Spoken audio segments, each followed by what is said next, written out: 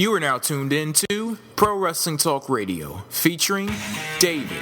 You can't tell me that vanilla midget is going to carry this company. Which vanilla midget is this? The one with the tattoos. Publicly traded company, people. Go check it out. John Cena's making more money than Austin. Got very quiet for that. Hey, look it up. Don't kill the messenger. Charlie. I hate Michael Cole more than anybody in this universe.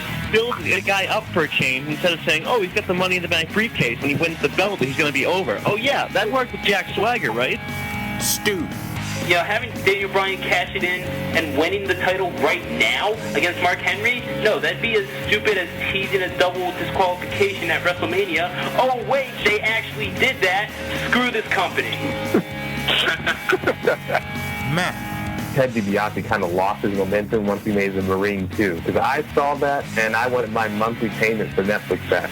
I don't really care if Jeff Hardy comes out and apologizes to fans. He should apologize for being a spot monkey that ended up holding a world title in WWE. And me, J-Dub. As long as he keeps walking around with that damn shirt that says, I'm the best in the world, guess what? And I'm going to hold his feet to the fire and call him out when I don't see it. And if you have a problem with that, then go tell him to change his shirt. But I'm not changing my opinion. If The Rock and John Cena shake hands at the end of WrestleMania, I'm jumping over the damn barricade. Because that can absolutely not happen. I'm not having it. No.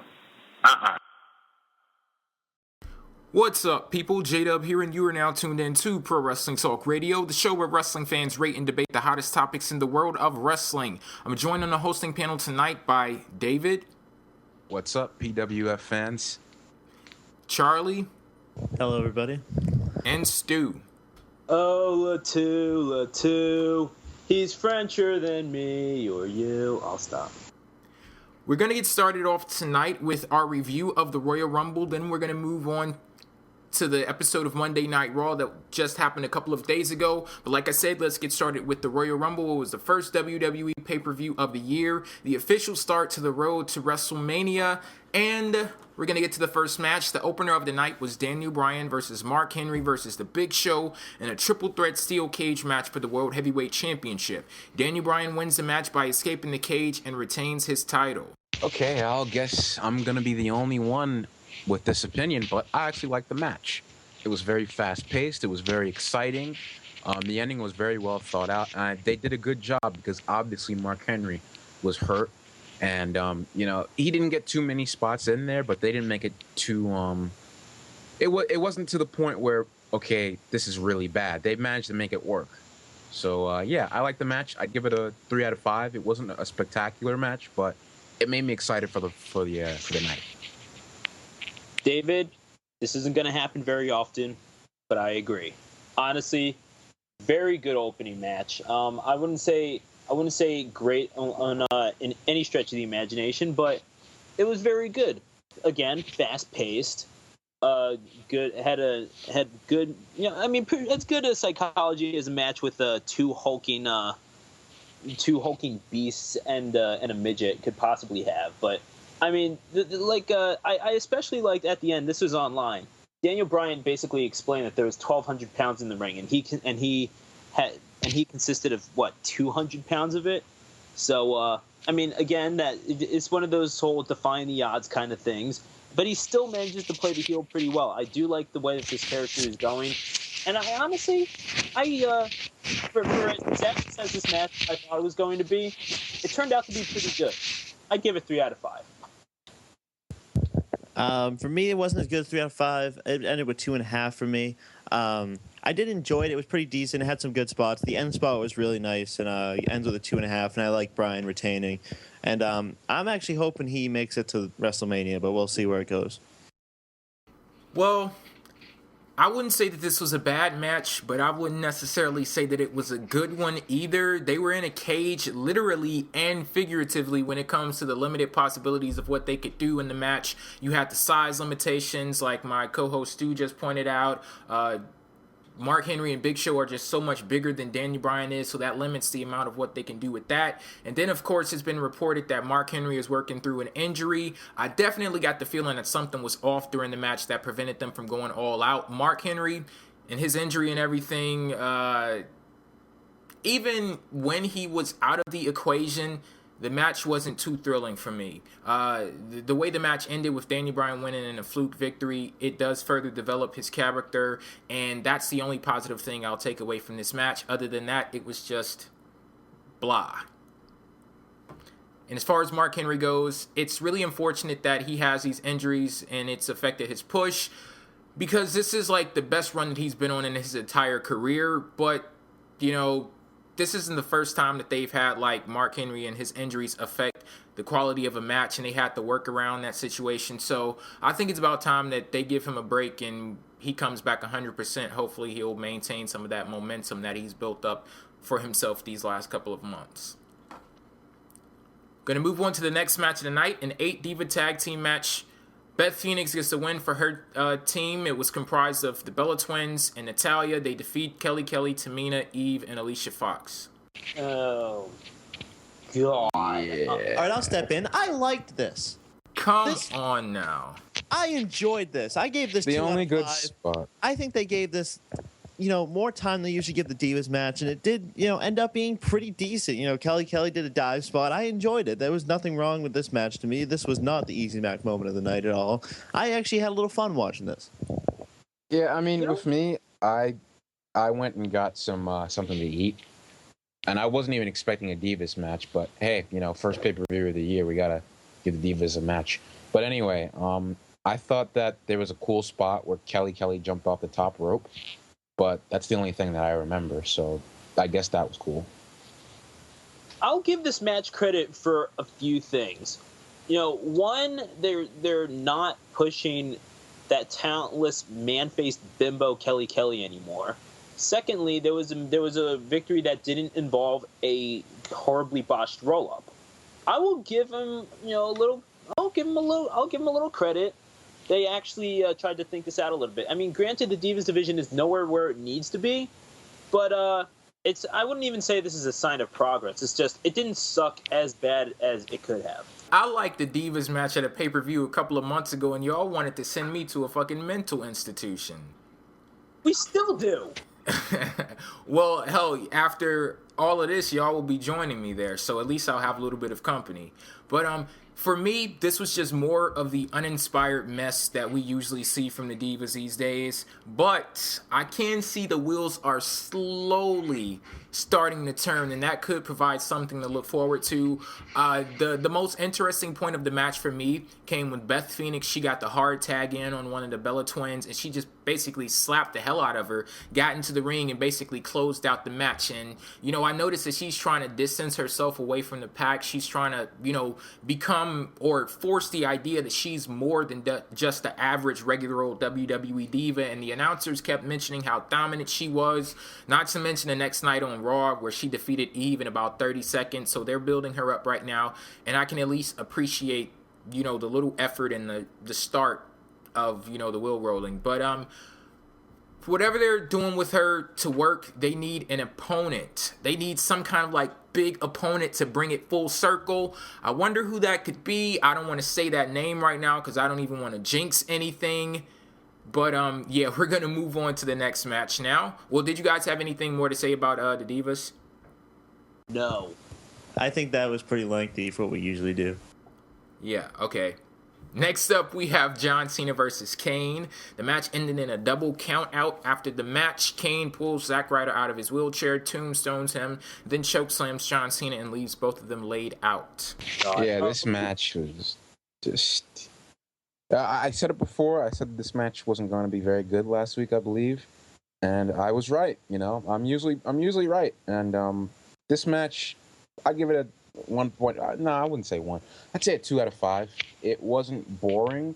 For once, John Cena didn't get beat up for 95% of the match and then just make this miraculous comeback and FU Kane. I thought that was going to happen at one point, but they managed to not redo that spot. But it was still pretty bad. The ending was just because I knew we were going to get another month of this horrible feud. But you know what? Hey, at least next month we're going to get a decent stipulation. So it's going to end at Elimination Chamber. Kane, hopefully... No, I'm not even thinking like that. Kane will not be involved in that Rock versus Cena match. Just, no. All right, you know what? This Honestly, I was actually sort of enjoying the show, and by enjoying the show, I mean I didn't want to drown myself in the glass of water that I had poured myself 5 minutes earlier. So, and then this match happens, and honest to God, I mean I could enjoy the Divas match for certain things, like, well, for one, not all of them are man-face fake-titted whores, and it actually had a finish that didn't involve a stupid-ass roll-up. It actually involved a finisher. But honest to God, you're putting in a match with one of the most predictable workers in WWE history, Kane, with one of the most just overblown corporate dickheads whose face, to the point where his face just enrages me, John Cena. You put them together in a match, have a double count out, have them do back and forth, stupid ass, played out crap, and then at the end you have a, oh hey, let's beat up Zack Ryder segment. Same old shit. I'm tired of this. I mean, I did not pay to see this pay-per-view. I'm just going to come right out and say it. I did not pay to see this pay-per-view, and honestly, if I had paid to see that, I would have wanted my money back. You know, this match to me, it was very standard. It didn't have any real excitement to it. I found it dull. All the standard spots, nothing really special about it. I gave it a 1.25 out of 5. And the aftermath was wretched.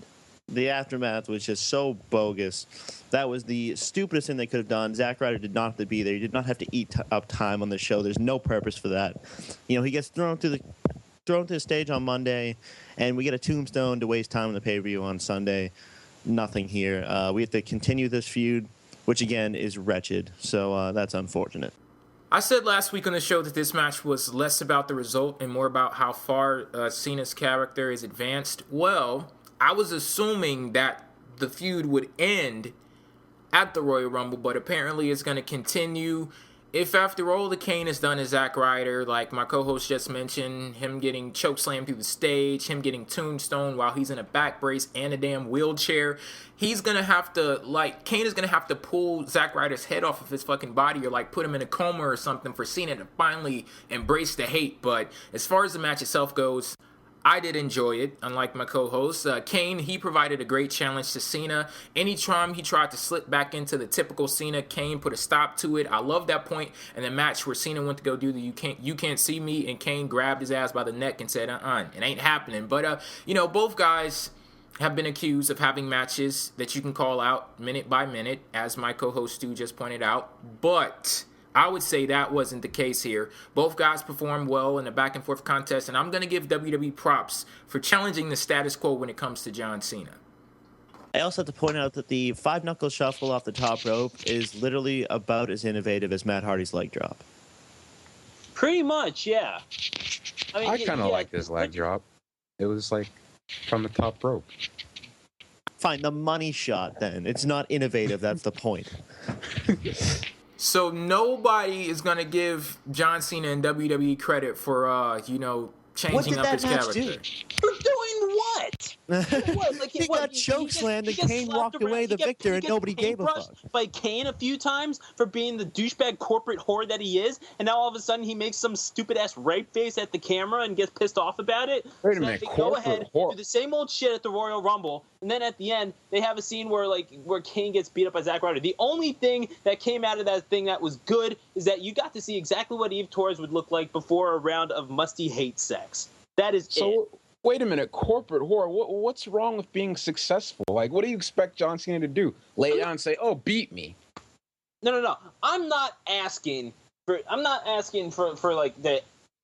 anyone to hate someone just because they're successful. I'm not asking for that. What I'm asking for is at least do a better job of hiding how much of a suck up you are. At least do a better job of hiding exactly how much of a sellout you have become.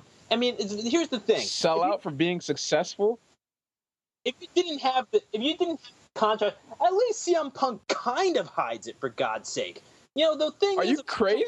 That you have this contrast in his career where he had this image of being, the rapper who didn't give a shit about what anyone thought. You had that sort of image, and everyone seemed to like that. Then he starts to pander to kids. He starts to be trying to become that, that sort of breakfast cereal box kind of face, where you could just put him on anything and kids would just buy it up. You become that sort of character.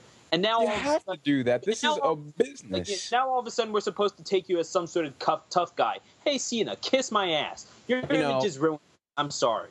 But you just acknowledge that they're at least trying to make an effort and trying to book him as a tough guy. Like, they don't get any credit for that whatsoever. You called what happened at the Royal Rumble the same old shit. I wouldn't consider it the same old shit. Like, this seems like a different John Cena, and we've been seeing him move, in a positive direction these last couple of weeks.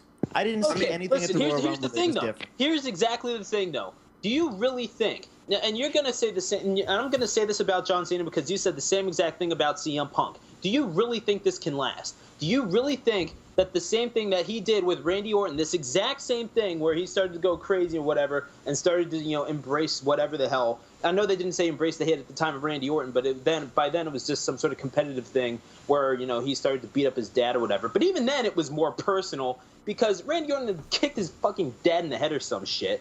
So I don't see what the big deal about, okay, fine. Kane wears a mask and says to embrace the hate a couple times and starts fucking with Zack Ryder. Are you trying to tell me that Zack Ryder has more of a personal connection to John Cena than his dad? Because if so, first of all, you're implying homosexuality. Second of all, if that's this is professional wrestling. Continue, Stu. No, here's the thing. You have. I don't see what the big deal about, okay, John Cena is finally getting mad. I'm guessing that he's going to have a heel turn or something like that. I mean, that's basically what every single smart that I've talked to in the past week has said. I'm like, seriously, smart is supposed to mean smart, Mark. And if you think that WWE is going to do anything other than revert back to the corporate-friendly, armband-shilling, douchebag corporate whore that we've all come to know and love, if you think that he's going to do anything else other than that, then I'm sorry, you're not as smart as you think you are. It's not as much as a black and white world that you try to make it out to be. You say either John Cena is going to turn heel or he's going to be the douchebag corporate whore. There is a whole hell of a lot of middle ground in between there. And I believe that right now John Cena currently is somewhere in that middle ground. I'm not saying that he's going to be this type of person that he has been with Kane all of the damn time, because let's face the facts. That shit is not happening with The Rock. It's not happening at all. But John Cena's character is enhanced. He's going into this match with The Rock as the not so nice guy. He's been criticized of being that nice guy. David, I think he just brought it up last week, but he's not that guy anymore. And will WWE keep up with it? Hell, the world may never know, because it's been times in the past where John Cena has made changes to his character and he goes right back to the same old shit the next week or a couple of weeks after that. I'm just hoping that this time around they see the I at least appreciate what they're doing with him, and I'm hoping that it continues. I hope this is just not a one-off thing. Oh, let's change up his character for The Rock so people can hate him a little bit less, and then they go back to the same old shit after WrestleMania 28 is over. The that best was the analogy way we saw it in the Royal Rumble any different. He didn't advance his character at the show. He advanced it on Raw, at least. I mean, he didn't do anything at the Royal Rumble that changed it. He was lying on his ass at the end of the match with Kane walking to the back. What did that do? What did that serve as a purpose? That's why I just said a couple of minutes ago how I thought the whole thing was going to end at the Royal Rumble, but it seems as if they're continuing it on, and it's an all-out process. We're not going to get one night where John Cena, oh my God, this is the John Cena that I want. It's a continuing evolution. It's it's unfolding over a span of time, not just like one particular night. To elaborate on the corporate douchebag thing of John Cena. Let's see. John Cena is basically Gears of War 3, and CM Punk is Call of Duty. To me, Gears of War 3 is it's a great game and all, but it has a lot of problems. It's been the same game since Gears of War 1. Call of Duty, freaking horrible hit detection. They pump it out every single year with the same, it's like a one-hit wonder. It has an awesome, cinematic campaign. Multiplayer, that's what people really play it for, actually. People play it for the multiplayer, but the multiplayer has a lot of problems. So, with John Cena, he's stale, and his character hasn't really advanced much since a couple of years ago. But if it sells, you can't really do anything about it. It's just, a typical business. It's how you run a business. If I have somebody who's making me $100 million a year, I can't just change his character just because a couple of people on the internet think that he sucks. And I know that half of the arena is booing him out of the building. I mean, hey, he's making money. That's the only thing that matters. With Vince McMahon, I don't think he hears reactions anymore. I think he just sees dollar signs. As long as he hears that ching cash register thing, that's all that matters. And to call a businessman greedy is redundant, I would think. But, you know, it's not a bad thing that John Cena is the face of the company. I do wish that he had some other people out there that are like, you know, and we have people that are being built up. Sheamus, CM Punk, but we've seen it. You can't really. I've just run out of things to say about John Cena. I realize no one is going to like him, no matter if he turned heel. He could run over Chris Jericho's twin daughters with his truck, and people still wouldn't think he's awesome, you know. No, for the record, I would not think that. Yeah, awesome. How would that be in any way awesome? Well, there's a lot of sick bastards out there, you know.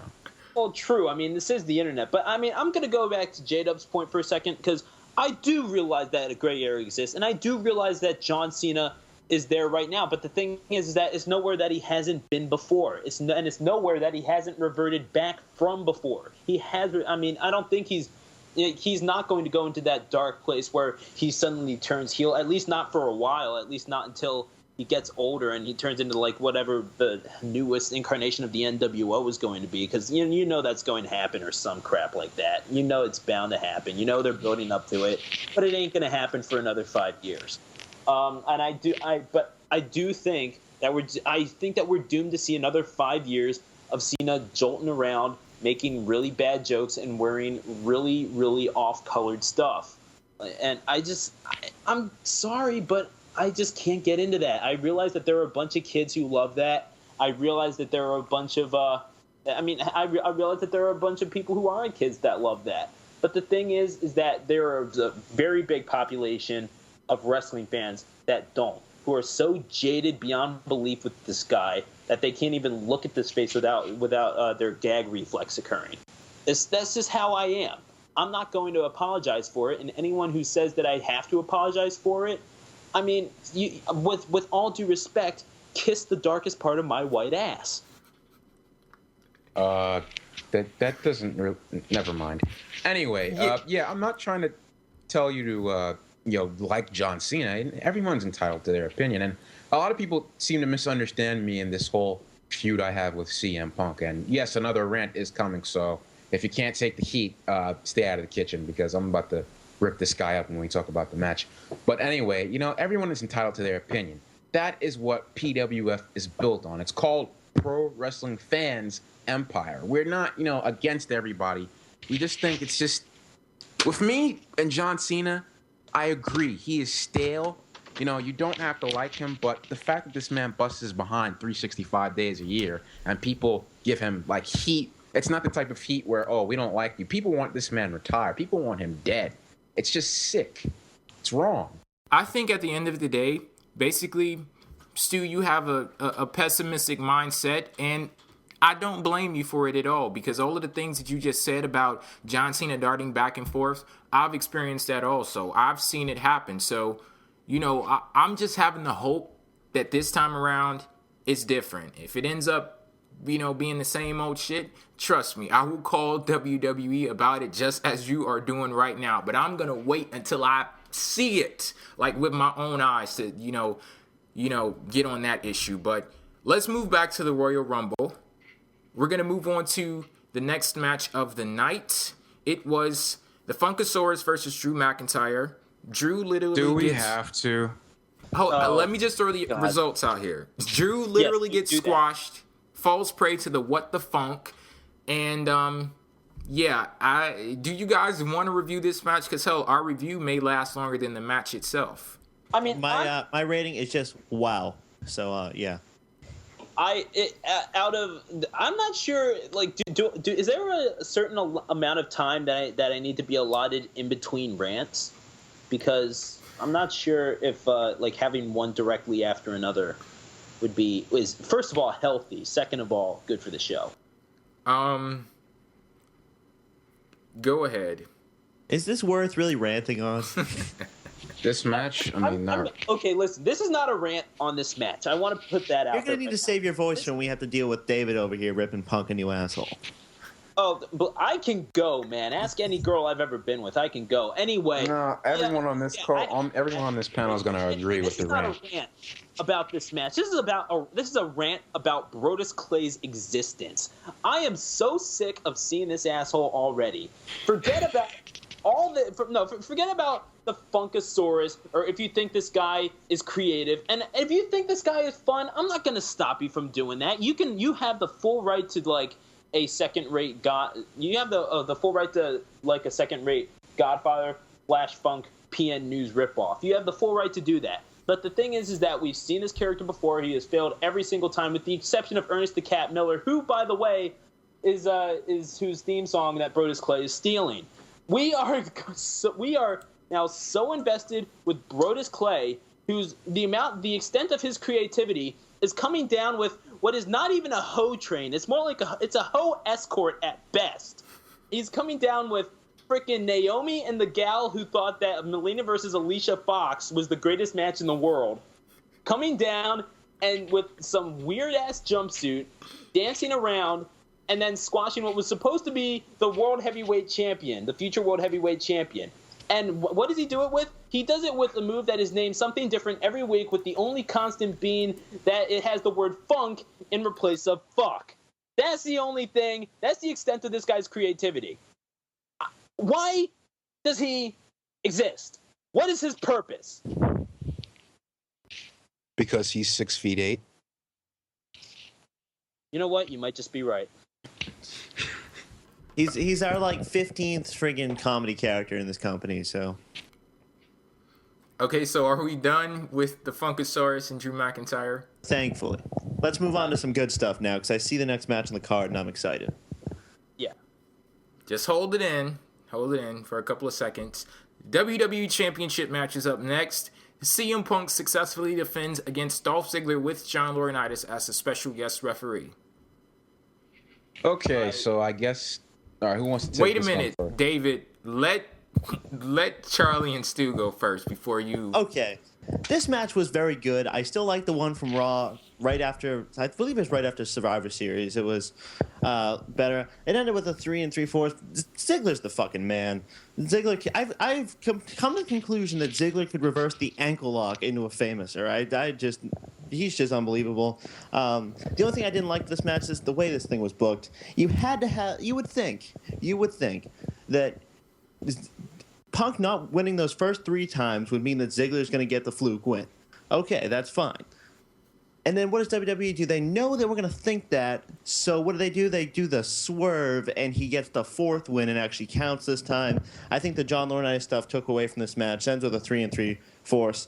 I'm officially off. I'm back on Team Punk. I'm ready to go here. I'm excited for the way he's going. Let's push this into WrestleMania. I really did like this match. You know, it restored my faith in WWE a little bit, because it was a very well-booked match. I got a little frustrated with John Laurinaitis, and that's the thing. That's when I really know that I'm invested in a match, when I'm like, oh, come on, that's so crap. How do you not looking at? And I think I was cracking jokes the whole time about professional wrestling referees, because really referees are the only people that I know that get paid a great salary every year for being paid to look at the exact wrong thing. Like, if you ask them to babysit your child, and he would spend 10 minutes telling the houseplant to stay where he is while your child's eyes get clawed out by the house cats. That's the kind of thing that they are. And then when you come home, you wonder why your child's eyes are clawed out. He winds up handing the tag team belts to the cats and leaves, thinking that he did a great job. That's the kind of jokes that I was making about this. But you know what? It was a good match. Very good match. Dolph Ziggler, excellent worker, as always. Punk, I really do think I wouldn't say that this was a pay-per-view quality match, but it was good. I really did like it. I'll give it 3.5 stars. Okay, so I guess I am next. Okay, CM Punk fans, people, if you are easily offended, I suggest this is the part of the show where you turn your volumes down. Okay, here we go. Let me just talk about the match first. I actually enjoyed the match. I agree with Stu. I don't think that it was exactly a pay-per-view quality match, but I love the Famouser counter. What? The GTS into Famouser counter. That was a great move. I thought that Punk got a little too much offense in there, but it probably got Dolph Ziggler heat because he's been getting a lot of heat lately. You know, for a heel, usually what I've noticed, you know, for all these times I've been watching wrestling, for a heel, they always get by the skin of their teeth. This is nothing new. It's been going on for years. A lot of people like to complain like, oh, he didn't get over. They're supposed to be heels. I don't think that 7-foot monster should be cowards, but, you know, they're supposed to win by the skin of their teeth and only win by cheating. And with Ziggler, it kind of worked. But the John Laurinaitis thing took a lot away from it. I thought that he shouldn't have been in the match. I thought he was going to be literally the referee, but, you know, they should have just said he was going to be the special guest enforcer. But to be honest, I wouldn't have had him in the match anyway. But, yeah, I give it a 4 out of 5. It was a very nice match. Wait a minute. Whoa. You just agreed with him that this is not a pay-per-view quality match, and then you give it a 4 out of 5? Yeah, it wasn't. How do I logic? Yeah, like, what? No. I mean, like, it's like just because it wasn't a pay-per-view quality match doesn't mean it was bad. I mean, look at Miz versus Cena after Over the Limit. Well, I think you call it the rating saying that it was great. Means all right, 3 out of 5. I give it a 3 out of 5. Wow. I rest my friggin' case. This is why I don't do star ratings, but carry on. I should probably stop doing star ratings. But anyway, now it is time for the rant. This is the part where if you are easily offended, well, actually, no one should be offended by this. We, the people, should be offended by this. There was a recent interview, and I sent J-Dub a message about this. You know what I'm talking about, right? Yep. I'm not talking about CM Punk. I'm talking about Phillip Brooks. Oh, yes, Phil, I'm going to steal your gimmick. Any sick bastard that likes to make light of a tragedy like 9/11, like, destroys me. I was 7 when it actually happened, and walking into school the next week, talking to one of my best friends, wondering why she was crying, because her dad died in the building, you bastard. There's nothing funny about buildings collapsing, 3,000 people dying. And for people who don't really know what I'm talking about, there was an interview, and, you know, the freak was talking about, you know, him laughing at some 9/11 jokes, and they were talking about dead babies and some other really grotesque stuff. It's just disgusting. You know, I cannot believe that someone like that, if I were Vince McMahon, I would have had a heart attack. Not only is that a PR nightmare, that is just lower than low. It's just, you don't understand how a 7-year-old kid would feel seeing people walking on the TV screen being interviewed with part of their hand missing. That will never leave my mind. But, you know, enough of that. I don't want to talk about that anymore, you know. But it's just, especially for someone who lives in New York City, I was just completely disgusted. I'll never look at this guy the same way again. You know, I didn't really like him much to begin with, but a lot of times I was just kidding around. But now it's like, dude, you really got issues, man. Well, yes, CM Punk is an asshole. I think I've said as much over these last couple of weeks on PWTR. But as far as this match goes, the only thing that kept me hanging on with Laurinaitis and Punk, their feud, was that no matter what happened, at the end of the day, it was going to come down to Ziggler and Punk in the middle of the ring. They are without a doubt 2 of the top 5 in-ring talents in WWE, and that was on full display at the Rumble. They had great chemistry together, and we were still able to pull out an entertaining bout, even with all of the distractions, all of the shenanigans with John Laurinaitis as the special guest referee. I really didn't like his place in the match. I knew it was going to happen. Like, it was bound to happen with John Laurinaitis. I knew from the second he was announced to be the special guest referee for the match. But I still, like, I've been saying all of these last weeks that I wanted the focus to be on CM Punk and Dolph Ziggler. So I chose to pay more attention to what they were going on, what was going on between them in the ring. And, you know, they did put on a pretty good match. And I would say up until this point, it was probably, you know, it was definitely the best match of the night for me. I'd be inclined to agree. And you know what? Here's the thing. I mean, honestly, I know I'm going into a touchy area, but I really do have to say this. I did lose a cousin in the World Trade World Trade Center thing. I mean, I'm not gonna lie, it is a bit of a sensitive area, and I was wondering why that whole thing happened. I did actually. True fact, though, my brother was actually my littlest brother was actually born on that exact day.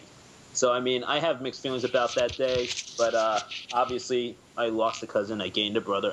It's a weird area for me. But here's the thing. You know, you grieve, you move on. I don't give a fuck. You know, if you're not able to, like, honestly, I took up laughing and being a sarcastic twat about everything pretty much as a self-defense mechanism. You know, like, I mean, just so I wouldn't get my white ass beaten up every time I stepped into North Philly. Like, I mean, honestly, that might be the reason why I am where I am right now. And honestly, like, I can get, like, you know, why people would be offended by this. But honestly, you just gotta overlook that, man. Like, if you really can't look at it, if you genuinely don't find it funny, then you don't find it funny. But getting your panties twisted up about it, that I just can't understand. You know, it's just when you breathe in. I remember when we all had to close our windows and stuff because there's so much junk and all in the air. You know, when you breathe in 3,000 bodies, you know, all the smoke, it's just I know what you're saying. Yeah, well, let's forget about it because I'm seeing stuff. You know, that wasn't a good day. But you know what? I like the match. They had a good match with Daniel Bryan. He had a good match with Daniel Bryan on Raw. A lot of people are like, "Oh, the ending, it was DQ." You know why? We'll talk about Raw next. We'll talk about Raw next. We got to continue on with the Royal Rumble. So let's move on to the final match of the night, the main event, the pay-per-view's namesake, the Royal Rumble match. We had a lot of surprise appearances. We had a lot of pretty entertaining moments, some fun stuff going on in the Rumble. We had Karma come back to WWE. Road Dogg made a special appearance. We had Mick Foley involved in the Rumble. The first ever Rumble winner, Hacksaw Jim Duggan. We also had the announcers, Michael Cole, Booker T, Jerry the King Lawler. They were all in the Royal Rumble also. And at the end of the day, it came down to Chris Jericho and Sheamus. Sheamus ends up eliminating Chris Jericho, and he was crowned the 2012 Royal Rumble winner. I was right. I actually predicted last week. Sheamus was actually my dark horse. I think the person I picked was Chris. Yeah, my initial thought was Chris Jericho, but I did say that my dark horse was Sheamus, so technically I am right. With the Royal Rumble this year, this was a clear indication of how bad the roster is. You know, when you have to rely on legends, every Royal Rumble has to have legends. There's nothing wrong with that. I liked seeing Road Dogg come out, Hacksaw Jim Duggan. That was really cool. But the fact that their stars shined brighter than a WWE roster, that's just not good. But at least a new star was created that night. Sheamus, I love that decision. A lot of people, I didn't even realize people hated Sheamus so much. I mean, all he did was beat a couple of jobbers. I mean, why be mad at him? It's not like he beat Punk and jobbed Punk out. But anyway, I think Sheamus deserved this one the most. WWE's roster is a complete joke, but at least they created a new star today. I loved the Royal Rumble match, though. It was fun. I mean, it was really a jobber Rumble, and there was only like 3 or 4 people who had actually had a shot at winning it. Plus, I didn't like that Orton, you know, we didn't even get to see the RKO because the idiot cameraman panned it to somebody else. But anyway, Wade Barrett also, he got jobbed out. But hey, it'd be like that sometimes. But yeah, okay, Cody was the MVP, and Miz didn't last to the final 4. He lasted the final 5. And I felt the life when number 30 hit and Big Show's music hit, like I felt the life get sucked out of the building. And I liked the Big Show, but it was just like very anticlimactic. But a fun Rumble nonetheless. Okay, as far as the whole thin roster goes, welcome to the Royal Rumble. That's been happening for I don't even know how long now. There's always 4 people that can win it. It's nothing new. As far as number 30 goes, get over 2008 people. It's always happened. This is the entrant that Rikishi, Kane last year, X-Pac, among others. So it's like it's never been anything great except for 2008 and 2007. Just a little overall- correction, Kane, he did come in last, but it was number 40 last Fine, year. yeah, we'll go with 40. Okay, it's the same thing. The Kofi Kingston, you're the man. Outperforming John Morrison is something that not many people could have done. Karma, that was the biggest markout moment. Of the Oh night. yeah. That I was screaming. She had the baby. I mean, obviously she wouldn't be wrestling a match, but Looks like she's beating for two. Get it? Get it? I see what you did there. This was a heck of a lot It of wasn't fun. funny though. This was a heck of a lot of fun. I liked the decision. I didn't mind it. It wasn't the best one. Because, I mean, I don't know why, if you're going to pull the trigger on Sheamus, why didn't you have him do something before the Rumble like you did to Wade Barrett? And, I was very disappointed because I had latched onto that Wade Barrett thing. And, he gets friggin' chucked out without even a fight. So that's just fantastic. Overall, the show, you got what you paid for. You're going to get that one good title match, and you're paid for the Royal Rumble. It's nothing new with this card. It's the Royal Rumble and that very good title match that they have on the show. So, standard Royal Rumble, I did enjoy the show. Same here. And surprisingly, Wait a minute. We got to get Stu to give his thoughts on the Rumble. Oh, my fault. I'm just gonna come right out and say this was the worst Rumble in recent memory. But there were always good moments. Like, you have to actively try to make a really, really bad Royal Rumble. And I mean, this is the closest that they came to doing so, but they did not. But even then, it wasn't that close. There were some still very good moments.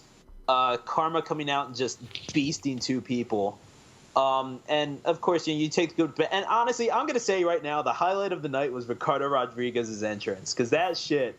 I rarely roll on the floor laughing watching wrestling, but honest to God, man, that was the funniest shit I have seen in a long while. Like in any context, like coming out with that beat up, what was it, like a Datsun or something like that? That was the funniest crap ever. But yeah, but then there's the bad. There's stuff like. Yeah, like pretty much every single jobber this side of the Mississippi coming out. And even this is even with 30 entrants. Like, could you imagine how bad it would have been if they had 40 entrants? Like, you would have had Lord have mercy. Oh, my God. Yeah, exactly. Like, I mean, I don't mind JTG. I think that Tyler Rex kind of looks, like an Occupy Wall Street protester. But the thing is that at least I think that those guys all have something to contribute. Don't get me wrong, but goddamn, just jobbers everywhere. You had Primo and Epico. I think they lasted, a combined 2 minutes, and these are your tag team champions? Yeah, how do I build up belts again? I forgot. You had, what's it called? You had, oh, God. I can't even remember his name now. But you had the freaking Road Dogg come back. And don't get me wrong, I love Road Dogg, but, I mean, yeah, he still had it a little bit. I'm not going to lie. But it was kind of funny watching Ricardo, and it was kind of funny and That less was ironic. awesome. Yeah, that really was awesome, and it was a little less awesome seeing Wade Barrett's push pretty much be crushed in the span of 2 days by Randy Orton. His theme song is just, and now he has the nerve to block people for telling him that his theme song sucks over Twitter. I mean, Who's? Wade Barrett. Did you hear his theme song? I'll actually send you the link. It's after the show. I'll send you. It's like What the hell was that thing? Like that thing. He was chose like, it. It was actually his NXT theme song, the one he won. He wanted to get his own custom theme song, and he chose that. Like, wow, man. Yeah, you could just tell how people popped to that. I think the last time I heard a pop like that was when I walked out to my car last night at midnight. But that was freaking. I don't even know what to say about the Rumble. It was okay. Wasn't terrible. That's really all I got to say. I'll probably think of something later on, but. Well, I really enjoyed the Royal Rumble match. Some of my favorite moments, I love the impromptu partnership between The Miz and Cody Rhodes, who both took some of the biggest honors of the night. Cody Rhodes had the most eliminations, and then The Miz, he had the longest duration in the match. It was great to see two of my favorite guys in WWE with that partnership that they formed throughout the match, and they did a really good job.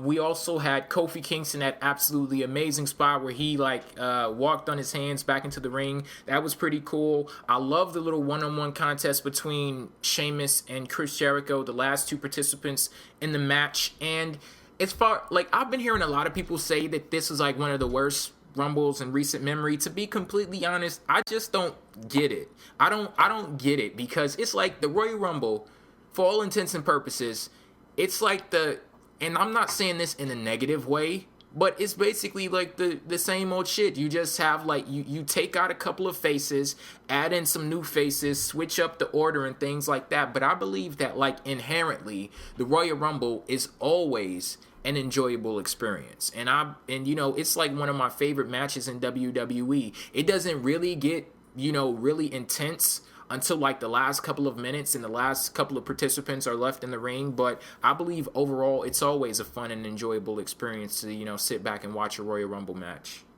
Well, yeah, and this thin roster thing, again, that's nothing new. I challenge people to go back to the last 12 years, starting with year 2000. 99. I know that one's good. That one's Guess who won the 1999 Royal Rumble? McMahon, but it was Austin, and it was just him and Austin. That was it. So start from 99, come to now, and tell me how many Rumbles had more than 5 people at the time that could have won it. You know what I think it is? It's basically revisionist history. Hindsight is always 2020. Anything that happened in the past is automatically better than what's happening currently. I just basically think that's the situation there. But yeah, like I said, the Royal Rumble, it's the same old every year. You just take out a couple of faces. But I will say, one of the things that I did not like about the Royal Rumble, my pick, we had that huge ass discussion last week on the show, trying to do this amazing build for Wade Barrett. I'm out there basically, selling Wade Barrett to the masses, and then they treat him like, he's nothing at all. He was just thrown over the damn top rope so unceremoniously, didn't make any kind of impact in the match whatsoever. But, that aside, what do you guys think about the fact that Sheamus was declared the winner? A lot of people, thought it was going to be Chris Jericho. We did a poll up on PWF Empire, before the Royal Rumble, and I believe 80% of the people picked Chris Jericho to win, but Sheamus ends up being declared the winner. What did you guys think about that? It wasn't the best decision. It certainly wasn't the worst one. Basically, based off build-up, Jericho would have made sense, and Wade Barrett had actual build-up behind it. You're trying. I said on Twitter how we always have this conversation about Money in the Bank. They use lack of build-up for it. This, to me, seemed like a Money in the Bank type deal where you have lack of build-up and you just have, Jack Swagger just win it. And, hopefully they can get Sheamus something to do before WrestleMania, because he, to this point, beating Jinder Mahal for 3 straight months doesn't do jack. You know what? When you put it in those terms, I understand. But I think Sheamus got over. I think that, with the stuff that's been going on, the thin roster, there wasn't really anybody else for him to beat, because if he would have feuded with Wade Barrett, we would have held somebody down. Despite the fact Wade Barrett basically got jobbed out in the Royal Rumble, no one brought it. So at least the other 3 million people won't really care, But Sheamus, there was really nobody else to win the Royal Rumble. Sheamus should have won, and he did. A new star was created. For the next 6 years, WWE is probably going to make Royal Rumble. Whoop-de-doo. How is that going to make him for the next 6 years? For the next 6 years, he'll probably make them a good, 30, 40 million. We just made a new baby face. A star was Jack made. Swagger. Yeah, all right, we could have said the same thing about Jack Swagger when he pulled down the Money in the Bank briefcase. How did that work out? Not too well. Even better. I mean, why aren't we talking about the apparent new face of the WWE, Alberto Del Rio? Honest to God, yeah, let's not forget he won the Royal Rumble last year. Well, remember, it's a lot easier for me. Well, actually, a lot of people say the complete opposite, but for wrestling, I think it's a lot easier to get people to cheer for you than to boo you. I mean, in certain situations. To say they made him one of the biggest stars in the company, asinine. To say that he's going to be the main eventer for the next 6 years, I think they thought they did that 3 years ago.